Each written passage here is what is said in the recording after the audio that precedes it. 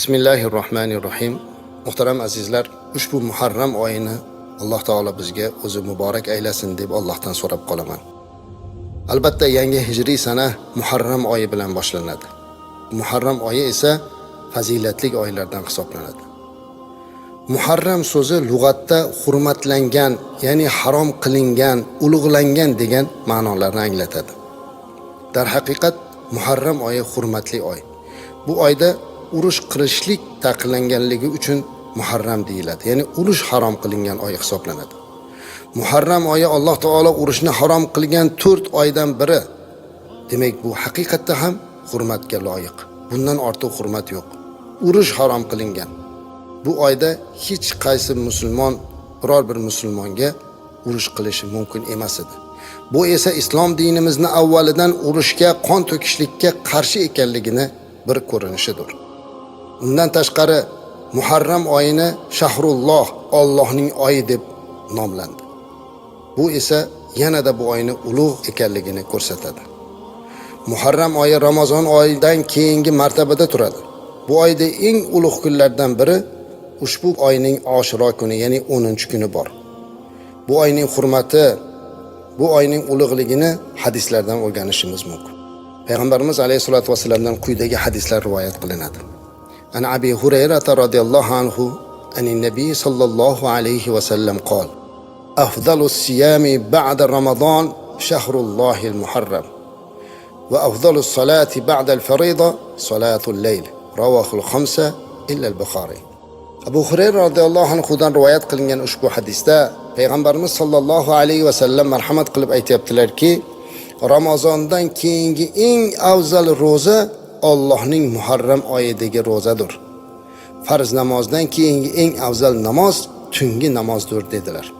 Beshovlardan faqat Buxoriy rivoyat qilmadi. Ushbu hadis Payg'ambarimiz alayhisolatu vasallam tomonidan bizga Ramazondan keyingi roza tutishlik eng afzal bo'lgan oy ushbu Muharram oyi ekanligi va bu oyni nomi Shahrulloh, Allohning oyi ekanligini aytib o'tyaptilar. Demak, bu oyda azizlar roza tutishlik, bu oyni ulug' ekanligini Payg'ambarimiz alayhisolatu vasallam bizga o'rgatib o'tdilar.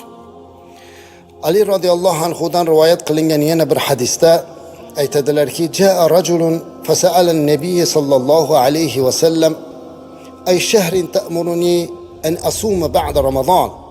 Qala in kunta sa'iman ba'da Ramazon fasum al-Muharram fa innahu shahrulloh فيه يوم تاب فيه على قوم ويتوب فيه على قوم آخرين. رواه الترمذي وحسنه. Ali radhiyallohu anhu rivoyat qilgan ushbu hadisda aytayaptilarki, bir kishi payg'ambarimiz alayhisalomning oldilariga kelib, Ramazondan keyin qaysi oy ro'zasini tutishimni menga buyuraysiz deb so'radilar. Shunda payg'ambarimiz alayhisalom u kishiga qarab, agar Ramazondan keyin ro'za tutuvchi bo'lsang, Muharramni tut, ya'ni Muharram oyini tut. Chunki u Allohning oyidir. Unda Alloh bir qavmni tavbasini qabul qilgandir va boshqa qavmlarning ham tavbasini qabul qiladi dedilar. Ushbu hadis bizga ta'lim berib turibdiki, azizlar, mana bu oyda demak Ramazondan keyingi ro'za tutishlikka afzal ekanligini ko'rsatyapti. Chunki bu oyda bir qavmning duosini qabul qildi, ya'ni Bani Isroilning duosini qabul qildi. O'sha qavmning duolarini qabul qilganligi to'g'risida boshqa hadislarda ham yana rivoyatlar keladi. Demak, boshqalarning ham tavbasini qabul qiladigan oydir. Bu oyda albatta ko'proq tavba qilishimiz, ko'proq ibodat qilishligimiz lozim bo'ladi. Albatta bu Muharram oyini azizlar biz nafil ro'zalar bilan o'tkazmoqligimiz, ayniqsa uning 10-kunini e'tibor bilan o'tkazishligimiz ta'kidlanadi. Inshaalloh 10-kunini fazilatlarini ham gapirib o'tamiz. Ammo bu Muharram oyida ro'zalari nafil ekanligi, ixtiyoriy ekanligini ham unutmagan holda, kim ixtiyori bilan tutar bo'lsa, inshaalloh bunga katta savoblar, ajrlar, mukofotlar va'da qilingan. Muharram oyi azizlar bu urush harom qilingan oy deb ta'kidlanyapti. Shunaqa bo'lganki, bir paytlar bu jahiliyatdan avval ham shunday bo'lgan. Muharram oylarida hatto otasini qotilini ko'rgan odam ham unga hech narsa qilmay o'tib ketgan. Islom dini kirgandan keyin esa Qur'oni Karimda Alloh taolo bu oyni hurum ekanligini, ya'ni urush harom qilinganligini aytdi. Umid qilamizki, bugun butun dunyoda bir-biriga qurol o'qtarib turgan musulmonlar ushbu hadisni yodlariga olsa-yu, hech bo'lmasa mana shu oyda urushni to'xtatib, balkim tavba tazarruga o'tib, bir-biriga mehr oqibat qilishlikka o'tadigan bo'lsa, inshaalloh mana shu sababidan dunyodagi barcha urushlarni Alloh to'xtatadi. Biz yashayotgan hududlar, bizning go'zal vatanimiz alhamdulillah tinch vatan. Bizda urush yo'q azizlar. Demak, bu oyda biz endi o'zaro bir-birimiz bilan arazlashishligimizni to'xtatishimiz, qavm qarindosh orasidagi mehr oqibatni kuchaytirishimiz kerak.